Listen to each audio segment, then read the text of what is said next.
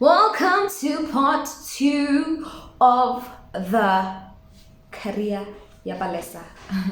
I'm joking, my career journey, yes. Welcome back, guys. It's just to continue from part 1. As I was saying, I got home and obviously things were a bit dark. It got dark, like it got darker, you know. And obviously I seen money to pay the car in Amy. So obviously I had left my provident fund, and then I pushed the car for like 3 months, January, February, March. And then obviously I took my family out just to bond with them again, and just to express myself of how much I missed them. And I was like, I know I'm safe, I'm here with you guys, and I'm happy. And I was like, that thing where you like, you know what, I'm gonna spend so much for these months, and then the other months will catch me as I go, and I'll find something by then. So by March I'll probably find a job. How much hafike, guys? Magafike how much? Oh, girl is still unemployed. Imali philile. So Uka is like, girl, areas. Then I'm like, Father God, I'm like, Lord,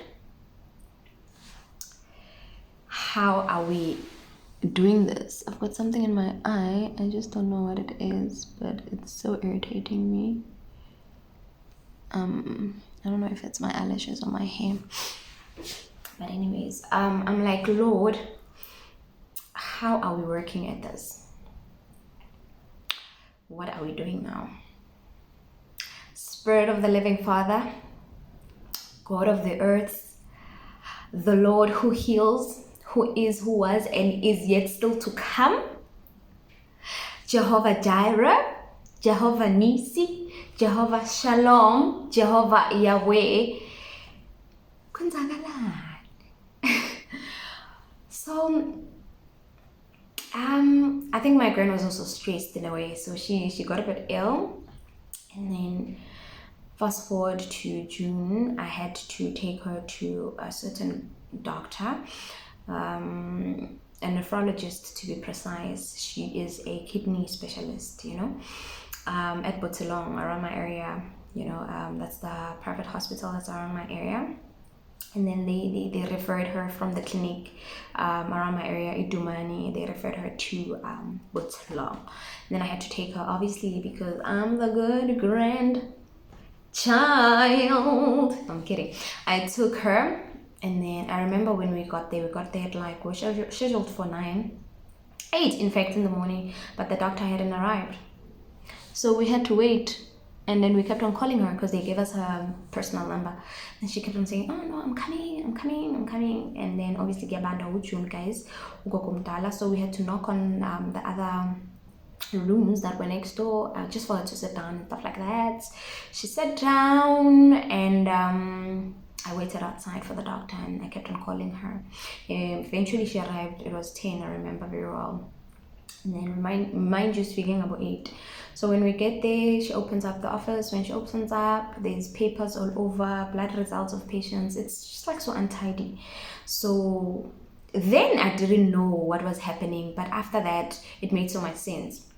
So because I'm like genuinely a jolly person, I was like, Doc, first of all, you are late. Second of all, why are these papers all over the place? Like, do you not have a person that works for you? Like, why are you running like this? Like, what's happening? A person like you shouldn't be like this. And then she laughed it off, and then she's like, okay, why are you here? So we told her, and then she looked at my grandmother's results and the referral, and she was like, nah, it's not even a big issue. My grandmother's not even having anything related to the kidneys.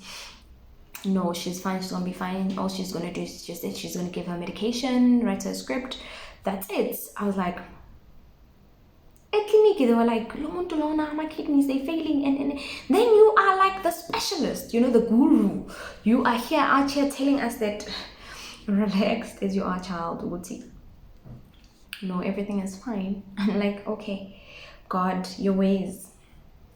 I'm like, hi, Lord, your ways. And then as we were about to finish speaking, she's like to me, do do you not have a job? I'm like, no, I don't have a job, girl. Mind you, Pella, I don't know her. I'm so relaxed. I'm like, girl, I am in need of a job, you know? She's like, okay, give me your email address. I'm like, okay, cool. In my mind, I'm like, I'm just being jolly, you know? I'm just like, I promise you, at 1 o'clock that very same day, she sent me an email saying, send me your CV. Okay, she gladly did because I had logged into my email as well. Because obviously, you know, when you don't have a job with Gmail and you are besties, because you're just there, like, you know what, you're just waiting patiently and hoping that something will come up. So I was like, nah, I'm gonna sit in my inbox. And then the email came through, and yeah, I remember I was like, I knew that this job is gonna be mine, you know. Because I had asked for it, but I didn't understand when it happened because I'm like, yeah. So then I think the next Monday, she called me for an interview. She's got offices based in Ilovo. Well, it was Ilovo then, but she's based in Morningside. I went there, had an interview, and then yeah, everything just went well, like I knew. And then when I went back home, I think 2 days after, I got the contract saying that, girl, we are taking you, but the money is not even I think it's quarter of what I used to get at Motobantate.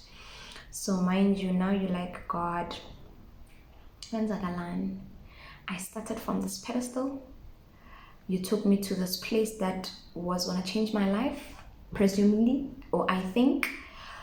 And then you bring me to this place that is not gonna, I don't know, I felt like it was not gonna do much because I'm like, the salary. But the nice thing it was that, or rather it's that it's close to home because I'm currently there, you know. But I'm like, yo, a quarter. That time, half of the salary goes, excuse me, half of the salary goes to my car, you know. I'm like,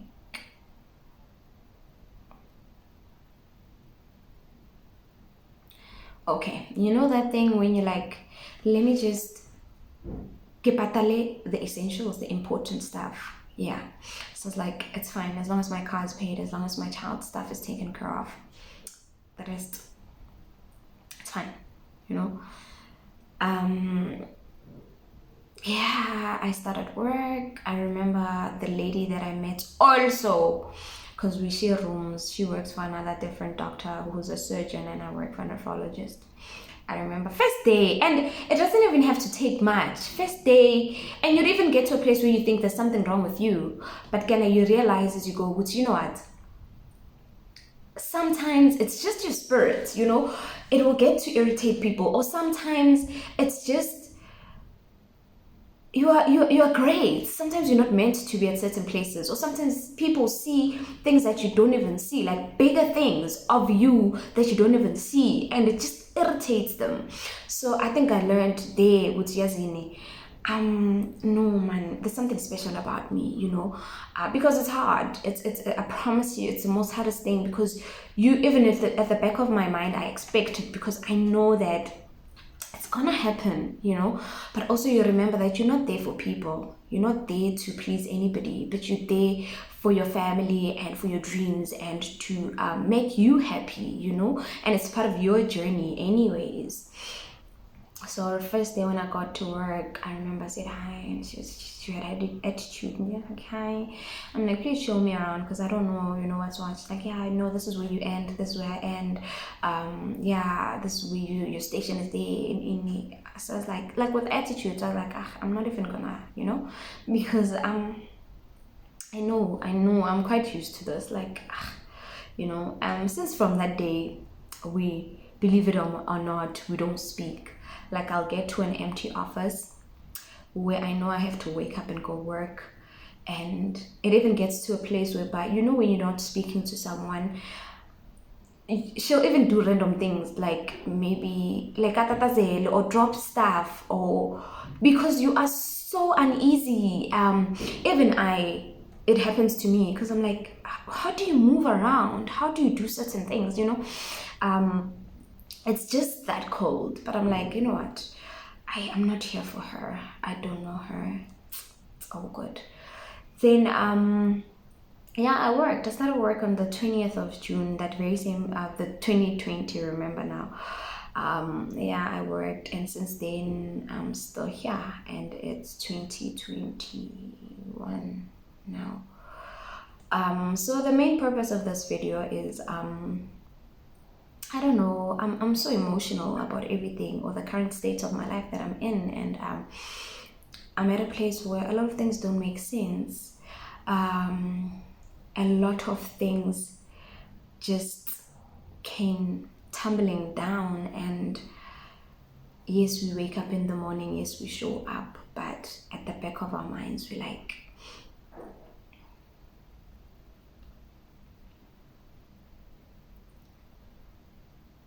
what is happening? You like, you get out of bed and you literally like are like, okay, I'm gonna make this work, look at me.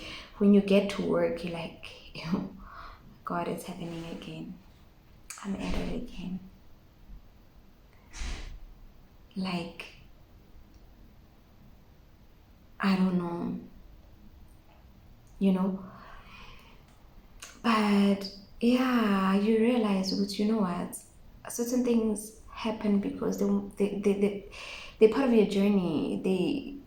I think that's where, like we all said, with, in turmoil, in all the furnace, and all the uneasiness, when things don't make sense, I think that's where you're being pruned. That's when you're being sharpened.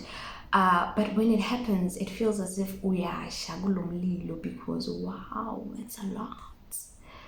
But yeah, we are hopeful and we are grateful, and yeah, I just hope that my channel, more than anything, it just teaches that person, and it like encourages, because we don't want to filter, or we don't want to not put what's really happening, so that people can know. A lot of people would say, oh, why are you guys putting up your lives there, or whatever.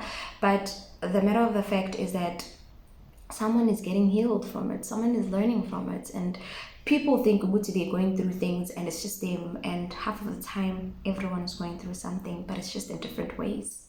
So for me, I'd like for you guys to learn, even if I don't do much in terms of posting or in terms of going to places, but the aim is for you to learn, and the aim is for you to understand what you're not alone, and the aim is for you to understand which everyone is going through something, and it's part of the journey, and it's a learning curve, and it's a lesson, and it's gonna bring out one day greatness.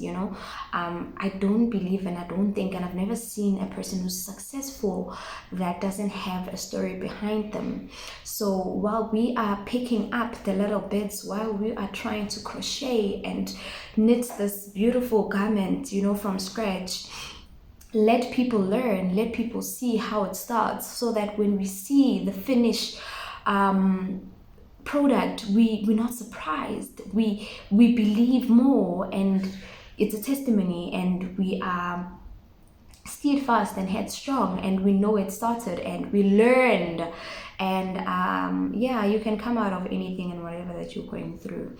So hang in there, and yeah, I hope that everything works out for your good, and let's stay prayerful. I think these are the times that prayer is the one thing that will pull us through out of everything, speaking to God, spending time with God, and just knowing your true self and why you're created, and everything will make sense at the end. But as the Jenga game works,